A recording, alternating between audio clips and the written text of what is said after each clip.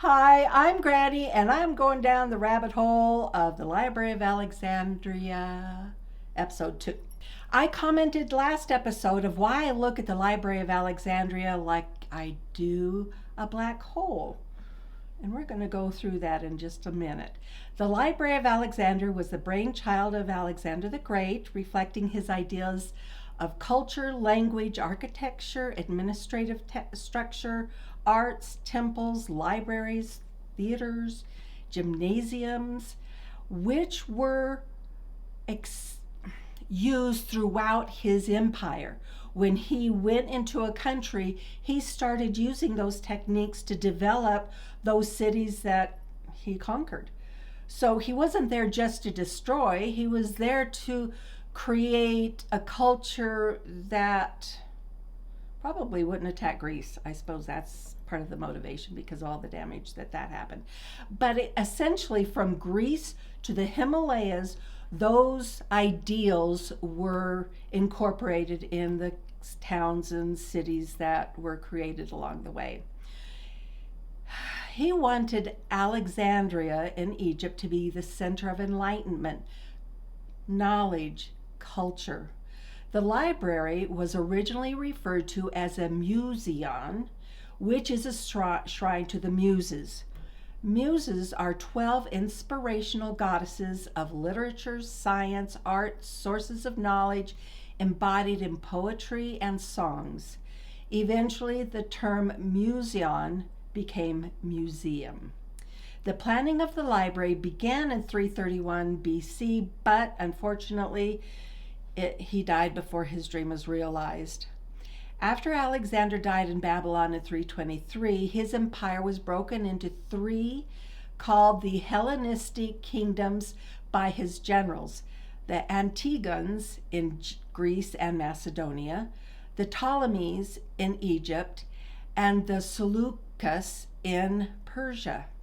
All these kingdoms, unfortunately for Alexander, lasted longer than his. When Alexander died in Babylon in 323 BC, his trusted general Ptolemy I became king of Egypt. Ptolemy I began working on the city of Alexandria and the library in 295 BC. The Ptolemy family ruled Egypt for almost 300 years, and we know the library was used during this time. And here's why I think of a black hole when I think of the Library of Alexandria, is because there is no archaeological evidence that there was ever a library there. Yet, there is lots of evidence from other sources. Just like a black hole influences objects in their vicinity, people have referenced the Library of Alexandria through the centuries, and documents have been found that refer to it. And we'll go into that later in detail. Ptolemy II and his sister co-ruled Egypt and built the last of the seven wonders of the ancient world, which was the Lighthouse of Alexandria on the island of Pharos, which eventually became part of the harbor at the Alexandria, the city. And it was about 350 feet high, which is significant. It appears that Demetrius of Phalerum, Greece, assisted the Ptolemies with the Library of Alexandria. He was a student of Theophrastus, if you remember his name from previous episodes, as successor to Plato and Aristotle. His interests included physics, ethics, biology, and metaphysics. As mentioned in an earlier episode on the circadian rhythm, Theophrastus wrote Inquiry into Plants, the earliest recording of a Western account of the circadian process, is credited to him. Theophrastus, a Greek philosopher and successor to Aristotle, dating from the 4th century BC. The text, or book, but it's really not a book, it's a text, like think of scrolls, was probably provided to him by Androsthenes, a ship's captain serving under Alexander the Great, whose job included collecting texts from around the kingdom. The Ptolemies built a harbor and docks to protect ships, creating the largest harbor in the Mediterranean. To add to the library, emissaries traveled all over the Mediterranean searching for texts to acquire for the library. The Library of Alexandria, according to some sources, included, in addition to the library, classrooms, laboratories, medical school, cafeterias, sleeping quarters, and gardens, which is not it's to be understood because generally that is what you would find in Greek cities at that time. All documents at the time are written on papyrus rolls, and estimates of the number of scrolls in the library vary from 20,000 to a questionable 800,000. There is a story that I came across in a couple of documents, more than one, that I found really interesting. According to these sources, Agnodike was the niece of one of the engineers of the lighthouse of Alexandria. At this time, women weren't allowed in the library. She dressed as a man to enter the library to study medicine. She fainted during a dissection course and almost was discovered as a woman. She raced out of the place and was afraid to return in case she was found out because the consequences could be really bad. She heard there was an accident soon after she heard that there was an accident when the scaffolding collapsed at the lighthouse building site. She rushed there to help the wounded. She showed bravery and saved many lives. As a result, she was allowed to study at the medical school at the Library of Alexandria, where she finished her schooling and returned to Greece to practice medicine. And some documents say her medicine mainly was midwifery, helping with births.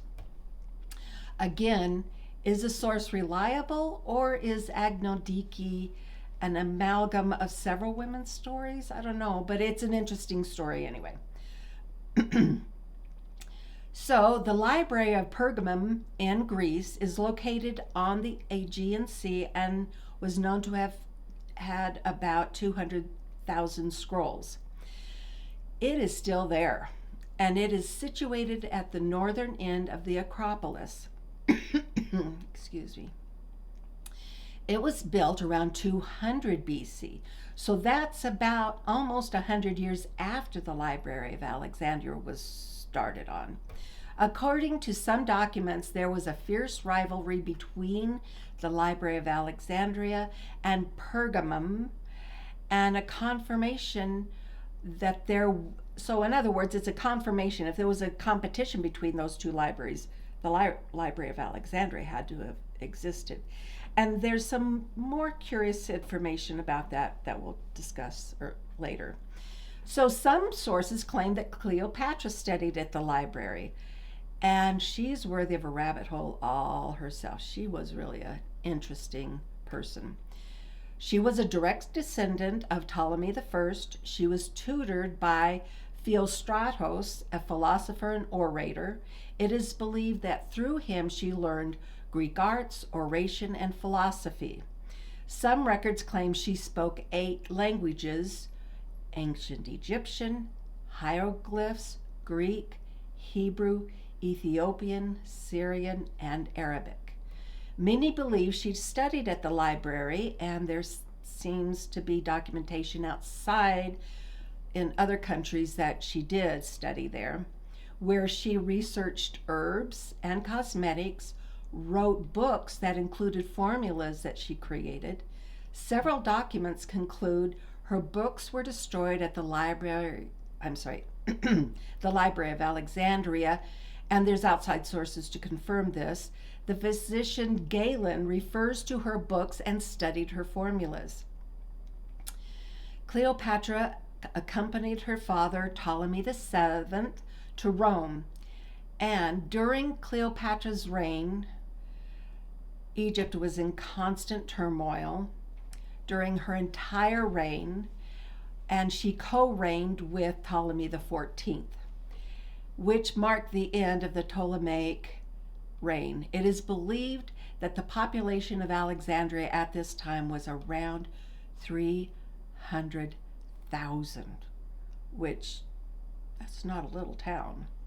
Next time, we'll continue down the rabbit hole of the Library of Alexandria. And as I said before, you go down a rabbit hole, you never know where you're going to end up. For me, I am really interested in learning more about the astrolabe and why people were killed over it. Thank you for spending this time with me, and every Thursday I release videos. I appreciate you watching. Thank you.